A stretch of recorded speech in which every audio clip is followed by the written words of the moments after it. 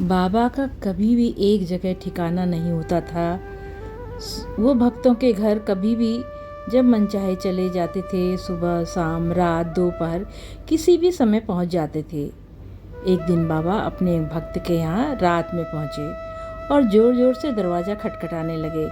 भक्त ने नींद में उठकर दरवाज़ा खोला तो देखा कि सामने बाबा खड़े हैं। बाबा घर में घुसते ही बोले, बहुत से भक्त मेरे पीछे पड़े हुए हैं, मुझे कहीं भी शांति नहीं मिलती। मैं ऐसी जगह खोज रहा हूँ जहाँ मुझे कुछ पल शांति से रह सकूँ। भक्त ने कहा, बाबा आप जहाँ भी रहेंगे भक्त आपका पता लगाकर वहीं पहुँच जाएंगे। आप भला भक्तों से छिपकर कैसे रह सकते हैं? ठीक है, मैं तुम्हारी चारपाई के नीचे छिपकर रहूँगा। एक चटाई और कंबल मुझे दे दो। खिड़की और दरवाजे सब बंद कर दो।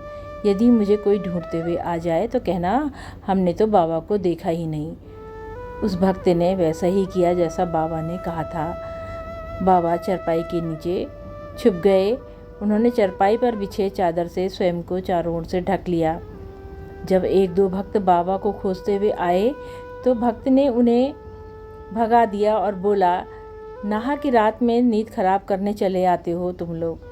भक्त की नींद जब भोर में 4 बजे खुली तो उसने देखा कि बाबा उस कमरे में कहीं नहीं है।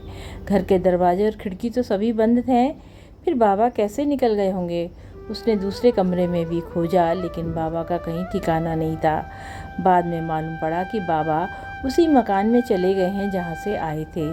जब उसने बाबा से पूछा कि आप कैसे गए जबकि घर की खिड़की और दरवाजे सभी बंद थे, तो बाबा ने हंसते हुए कहा, आपको परेशान करना नहीं चाहता था। ये घटना 1940 की है। जय हो नीम करोली बाबा की सदा जय हो। माँ सिद्धि की सदा जय हो।